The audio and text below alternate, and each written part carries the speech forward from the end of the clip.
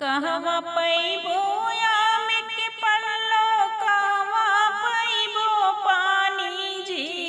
कहवा पैबो आम के पल्लो, कहवा पैबो पानी जी।